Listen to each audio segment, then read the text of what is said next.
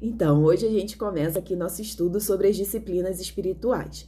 Antes eu preciso explicar que esse estudo aqui que nós vamos fazer, uma disciplina por dia, ele é baseado no livro A Celebração da Disciplina de Richard Foster, né? Porque eu estava procurando o livro aqui, mas ele não está aqui, de Richard Foster.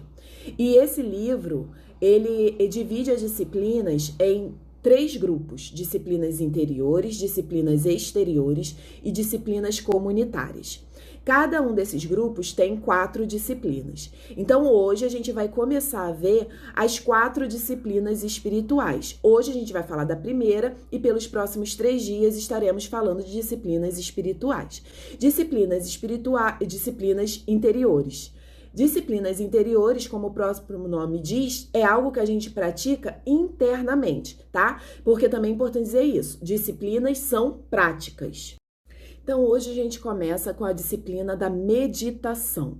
Lembrando que disciplina é uma prática, então é a prática da meditação. Eu tenho aqui minha colinha para eu não ir muito livre, que senão fica gigante, né? E o que é meditação? Uma definição simples que o autor dá no livro é de que meditação é calar a mente para ouvir Deus. Esses 2 itens são importantes e a gente vai ver mais adiante por quê, né? Calar a mente para ouvir Deus. E esse ouvir implica em obedecer, tá? Na Bíblia, ele mostra vários exemplos de pessoas meditando e que a prática da meditação para os primeiros cristãos, ela era tão óbvia, na verdade, a prática das disciplinas espirituais como um todo, ela é tão óbvia que ela é citada, mas ela não, em nenhum momento é dito como fazer. E ele atribui isso ao fato de que era tão natural que não era necessário explicar como fazer. Então, na Bíblia, os exemplos principais que ele cita é de Jesus, né, que sempre se retirava para ouvir Deus falar. E ele também fala de que essa prática de se retirar para ouvir Deus deve ser algo que nós praticamos, porque a religião, ela é especialista em estabelecer mediadores entre nós e Deus, entre o homem e Deus. E aí o exemplo principal é de Moisés no Sinai, né? Quando Deus quer falar com o povo, Deus se manifesta com trovões e raios, e o povo teme, se vê como pecador, teme, e fala: Moisés, fala o Senhor com ele e não fale o Deus diretamente conosco. E isso mostra o quê? Mostra que eu me relacionar diretamente com Deus exige mudança. Então é muito mais fácil eu estabelecer um mediador. Mas a meditação é um relacionamento, estabelece esse relacionamento direto entre nós e Deus, entre o praticante e Deus.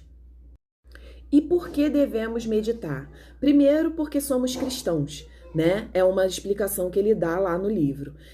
Mas tem outros benefícios de por que meditar. A gente medita porque isso estabelece uma comunicação e um relacionamento mais íntimo com Deus. O conceito de onipresença de Deus presente em todo tempo, em todo lugar, deixa de ser apenas um conceito para ser uma experiência da nossa vida.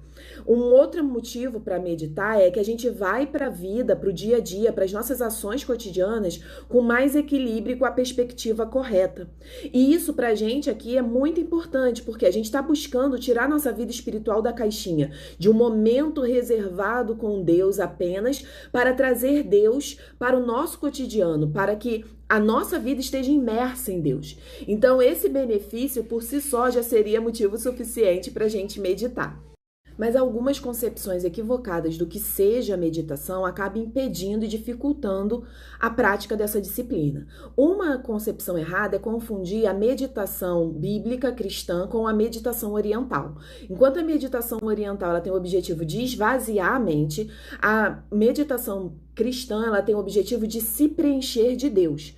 Um esvaziamento é necessário, sim, através do silêncio, mas não é uma busca de encontrar a sua própria essência, de encontrar um nada, não é isso. A busca é por Deus, né? Ouvir a Deus. Uma outra coisa que dificulta também a prática é achar que é algo difícil demais de ser praticado, ou algo que está muito distante do nosso dia a dia.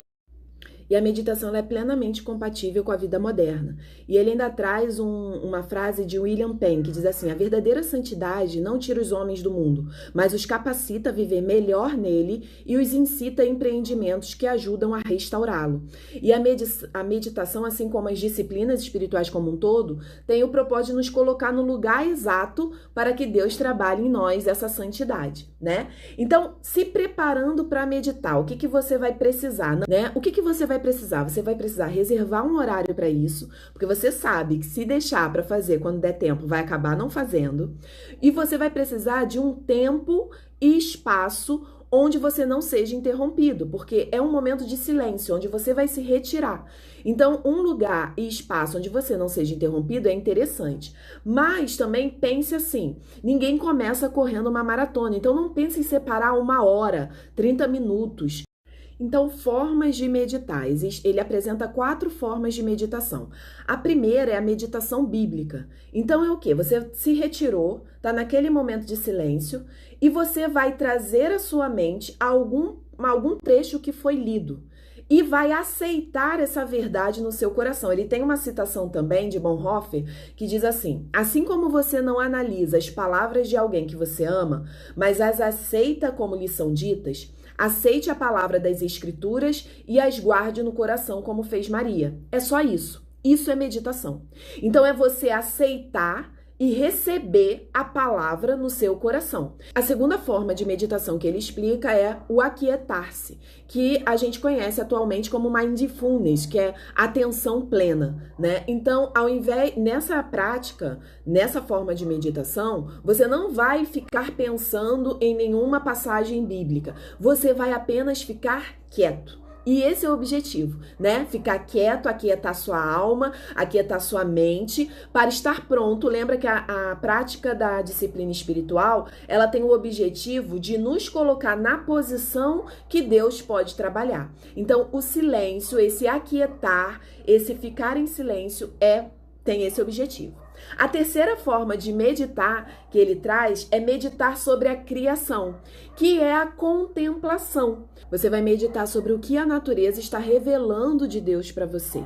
Então é você observar e contemplar. Deus criou tudo lindo, né? Não precisava ser colorido, podia ser tudo marrom que cumpriria o seu efeito, mas ele fez colorido. O que isso fala de Deus para você, né? Para mim fala que é um Deus criativo, que é um Deus que valoriza a beleza, e ele fez isso tudo para que nós admirássemos, que só nós temos a capacidade de admirar toda essa beleza.